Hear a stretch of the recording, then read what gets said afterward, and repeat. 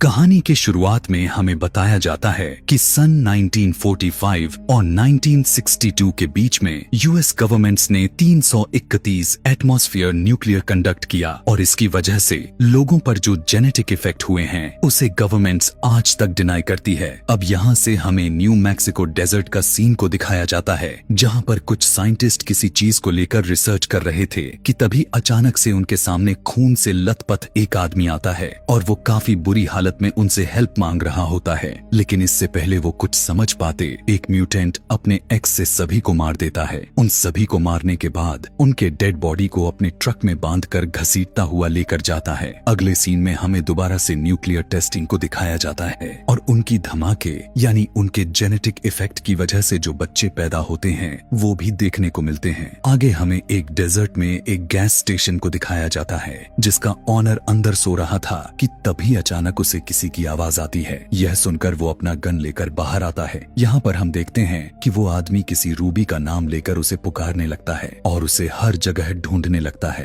और उसे ढूंढते ढूंढते वो गवर्नमेंट एरिया में चला जाता है। और जब वो वापस आता है तब वो देखता है कि उसके गैस स्टेशन पर किसी ने अपना बैग रखा होता है। बैग को देखने के बाद वो आदमी जोर से चिल्लाते हुए कहता है कि सब खत्म हो चुका है, अब मैं तुम्हारा मदद नहीं कर सकता। थोड़े ही देर के बाद वो दोबारा बाहर आता है और उस बैग को अपने स्टेशन के अंदर लेकर जाता है और इसी दौरान कोई उसे देख भी रहा था। उस बैग में कोई एक्सपेंसिव सामान भी होता है और उसी बैग में उसे किसी का कटा हुआ कान भी मिलता है। यह देखकर वो काफी सोचने लग जाता है। दरअसल यह कान उसी लड़की का था जिसका वो बैग था और यह बात तब पता चलता है जब हम उसी बैग में उस लड़की की तस्वीर को देखते हैं। यहाँ पर हमें यह बात भी पता चल जाता है कि ये आदमी भी उन म्यूटेंट्स के लिए काम कर रहा था। यह आदमी काफी लालची था जो चंद पैसों के लिए कुछ भी कर सकता था कि तभी स्टेशन के बाहर कोई आ जाता है जो कि एक फैमिली होती है जो कैलिफोर्निया से सैंटियागो जा रहे थे। उस फैमिली में आदमी का नाम बॉब था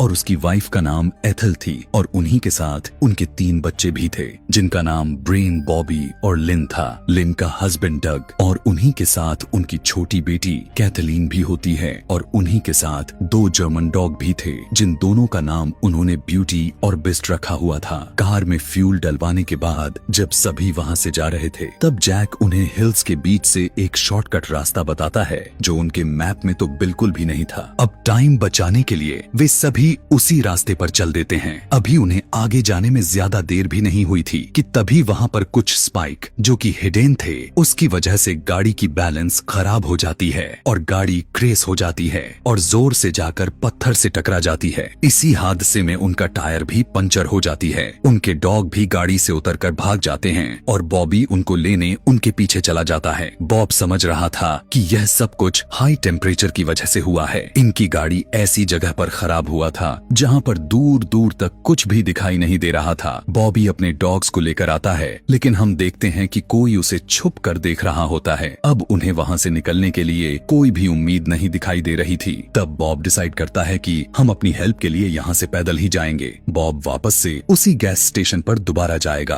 और फिर वहाँ से अपना आगे का सफर तय करेंगे। वो एक गन खुद रख लेता है और एक गन अपने बेटे बॉबी को दे देता है क्योंकि डग ने गन रखने से इनकार कर दिया था। इसके बाद वो दोनों अपने अपने रास्ते पर निकल लेते हैं। जिसके बाद ब्रेंडा ट्रेलर का दरवाजा खोलती है कि तभी ब्यूटी वहाँ से भाग जाती है। उसे पकड़ने के लिए बॉब उसके पीछे जाता है। वो उसका पीछा करते करते वो काफी आगे की तरफ चला जाता है कि तभी उसे जमीन पर खून नजर आता है और वो खून का पीछा करने लगता है। तब वो देखता है कि किसी ने ब्यूटी को बीच से चीर फाड़ कर मार दिया था। यह देखकर वो काफी डर जाता है और वहां से फौरन भागने की कोशिश करता है कि तभी वो एक ऊंची जगह से नीचे गिरकर बेहोश हो जाता है। कुछ देर के बाद एक डिफॉर्म लड़की उसके पास आकर बैठ जाती है और वो लड़की कोई और नहीं बल्कि रूबी होती है। यहाँ पर हम देखते हैं कि रूबी बाकी म्यूटेंट्स में से बिल्कुल भी नहीं थी। वो बॉबी को अपने भाई गूगल से बचाना चाहती थी जो कि ऊपर बैठकर ब्यूटी का पैर कच्चा ही खा रहा होता है। दूसरी तरफ तरफ डग चलते चलते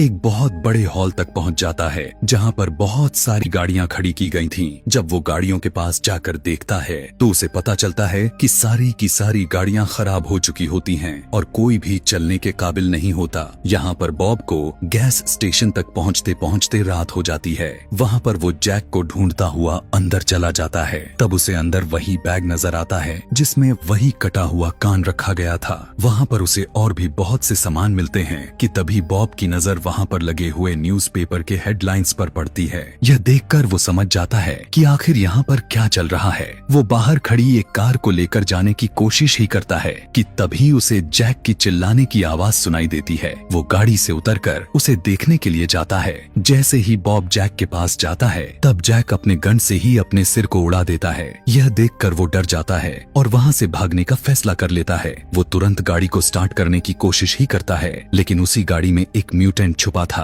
वो बॉब को काफी ज्यादा मार देता है और मार मार कर बेहोश कर देता है और वहाँ से उसे लेकर जाता है। बॉबी भी अभी तक वापस नहीं आया था, इसीलिए बॉबी को ढूंढने के लिए ब्रेंडा चली जाती है। यहाँ पर रूबी अभी तक उसी के पास बैठी होती है और जैसे ही वो ब्रेंडा की आवाज सुनती है तो वो वहाँ से भाग जाती है। जिसके बाद ब्रेंडा बॉबी को लेकर वापस ट्रेलर के पास आ जाती है लेकिन बॉबी उन तीनों को कुछ भी नहीं बताता कि तभी अचानक से वहाँ पर कुछ हरकत होती है। बॉबी उन तीनों को अंदर रुकने को बोलकर खुद बाहर देखने को जाता है। तभी वहाँ पर डग आ जाता है और डग बताता है कि यहाँ आगे से सड़क खत्म हो गई है और इसके आगे कोई भी रास्ता नहीं है जो हम आगे जा सकें। यह सुनकर बॉबी उन्हें कुछ नहीं बताता है। डग कहता है कि अगर 12 बजे तक बॉब वापस नहीं आए तो हम उन्हें ढूंढने जाएंगे। यह कहकर वो सभी रेस्ट करने लगते हैं। डग और लिन कार में होते हैं और बाकी सारे ट्रेलर में वो सभी लोग सो जाते हैं लेकिन बॉबी अभी तक जाग रहा होता है। वो बाहर बिस्ट को ढूंढने के लिए निकलता है कि तभी उनकी गाड़ी में एक प्लूटो नाम का म्यूटेंट घुस जाता है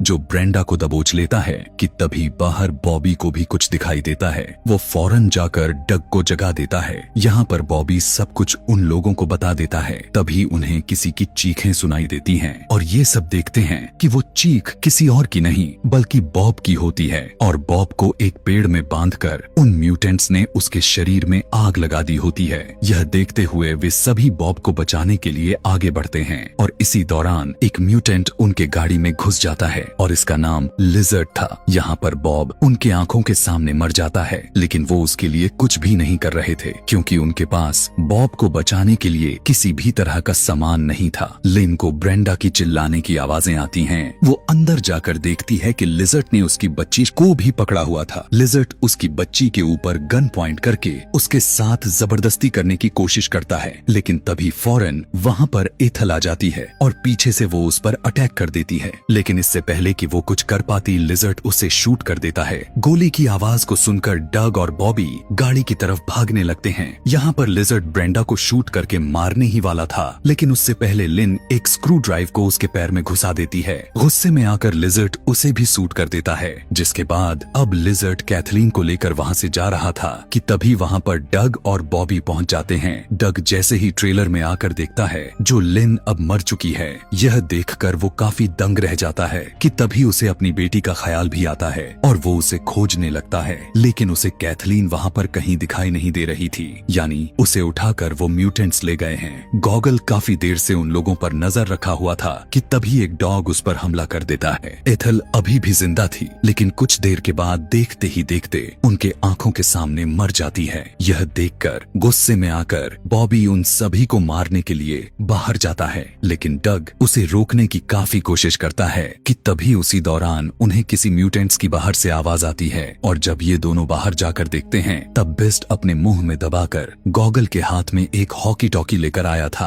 अगले सुबह डग बिस्ट के साथ अपनी बेटी को ढूंढने के लिए जाता है। बिस्ट उसे एक माइन में लेकर जाता है जो उसी माइंस में इन सभी म्यूटेंट्स की कब्रें थी, यानी यह जगह उन म्यूटेंट्स का कब्रिस्तान था और वो देखता है कि कहीं दूर विलेज में न्यूक्लियर टेस्टिंग हो रही है। यहाँ दूसरी तरफ हम देखते हैं कि बॉबी और ब्रेंडा उन म्यूटेंट्स को मारने के लिए ट्रैप बिछा रहे होते हैं। यहाँ पर डग उस विलेज में चला जाता है और वहाँ पर उसे उसकी बेटी मिल जाती जो एक घर में होती है। वो अपने बेटी को लेने के लिए उस घर में जाता है कि तभी उसके सामने एक म्यूटेंट आ जाता है और इसे देखकर डग छुप जाता है। उस म्यूटेंट को वहाँ से जाने के बाद डग घर में घुस जाता है कि तभी वो अंदर बिग मामा को देखता है जो कि टीवी देख रही थी। वो किसी तरह से बिग मामा से बचकर कैथलीन के पास जाता है और उसे वहाँ से लेकर जाने लगता है, लेकिन बिग मामा उसे देख लेती है और डग को मारकर बेहोश कर देती है। और जब उसे होश आता है तब वो देखता है कि उसी के साथ और भी बहुत ज्यादा ह्यूमन बॉडी पार्ट्स पड़े हुए हैं। वो एक फ्रीजर में होता है, लेकिन वो किसी तरह वहां से निकलकर बाहर आ जाता है और धीरे धीरे आगे बढ़ने लगता है कि तभी उसे एक बिग ब्रेन नाम का एक और म्यूटेंट नजर आता है। यहाँ पर हमें इन म्यूटेंट्स की वजह से उन म्यूटेंट्स के बारे में कुछ इन्फॉर्मेशन मिली। बिग ब्रेन डग को बताता है कि हमें सिटी से निकाल दिया गया था और यहाँ पर हम माइन में आकर छुप गए और यहाँ पर बहुत सारे न्यूक्लियर बॉम्ब वगैरह गिरे और उसकी रेडिएशन की वजह से वो जेनेटिकली डिफॉर्म बन गए। डग उसे कैथलीन के बारे में पूछता है, लेकिन वो उसे कुछ भी बताने से इनकार कर देता है कि तभी अचानक से वहाँ पर प्लूटो आकर उस पर हमला कर देता है। वो एक कुल्हाड़ी के जरिए वो उसकी 2 उंगलियां काट देता है, लेकिन काफी लड़ाई के बाद डग उसे भी मौत का नींद सुला देता है। वो देखता है कि सिस्ट वहाँ पर गन लेकर आ रहा है जिसे डग छुप कर देख रहा था और उस पर हमला करके उसे भी मौत के घाट उतार देता है। बिग ब्रेन रेडियो पर लिजर्ड को यह ऑर्डर देता है कि वो उसकी बच्ची को मार दे। यह सुनकर बिस्ट उसे मार देता है। डग कैथलीन को ढूंढने एक दूसरे घर में जाता है, लेकिन उसे अपने बच्ची के अलावा बहुत सारे डिफॉर्म बच्चे नजर आते हैं। यहाँ पर लिजर्ड जब कैथलीन को मारने जाता है तब वो देखता है कि वहाँ पर तो कैथलीन की जगह पर एक पिग होता है। दरअसल रूबी कैथलीन को लेकर वहाँ से भाग चुकी थी। दूसरी तरफ बॉबी की मदर की डेड बॉडी वहाँ से गायब हो चुकी थी और जब वे उसे ढूंढने जाते हैं तब वो देखते हैं कि जुपिटर नाम का म्यूटेंट बॉबी की डेड बॉडी को खा रहा होता है। जुपिटर उन सभी म्यूटेंट्स का लीडर था। जैसे ही वो उन्हें देखता है वो उनके पीछे ही पड़ जाता है और किसी तरह करके वो उसे अपने ट्रैप में फंसा लेते हैं। और जैसे ही वो ट्रेलर का दरवाजा खोलता है कि एकदम जोर से ट्रेलर ब्लास्ट हो जाता है। रूबी कैथलीन को लेकर डग के पास पहुंच जाती है और उसे देने ही लगती है कि तभी वहां पर लिजर्ड भी आ जाता है, जिसे देखकर डग उसे शूट कर देता है। रूबी डग को उसकी बेटी दे देती है और इसी दौरान लिजर्ड भी अचानक से खड़ा होकर डग को गोली मारने की कोशिश करता है, लेकिन यह देखते हुए रूबी उसे लेकर पहाड़ से कूद जाती है और उसी के साथ खुद मर जाती है। यहाँ पर बॉबी देखता है कि अभी भी जुपिटर जिंदा होता है। यह देखते हुए ब्रेंडा उसे पूरी तरह से खत्म कर देती है, जिसके बाद वो देखते हैं कि डग अपने बेटी के साथ वापस आ रहा है। वो दोनों उसे देखकर काफी खुश हो जाते हैं। तभी हम देखते हैं कि अभी भी कोई उन्हें देख रहा होता है और इसी के साथ यह कहानी यहीं पर खत्म हो जाती है। और इस मूवी का पार्ट 2 देखने के लिए कमेंट में पार्ट 2 लिखना ना भूलें। Thanks for watching.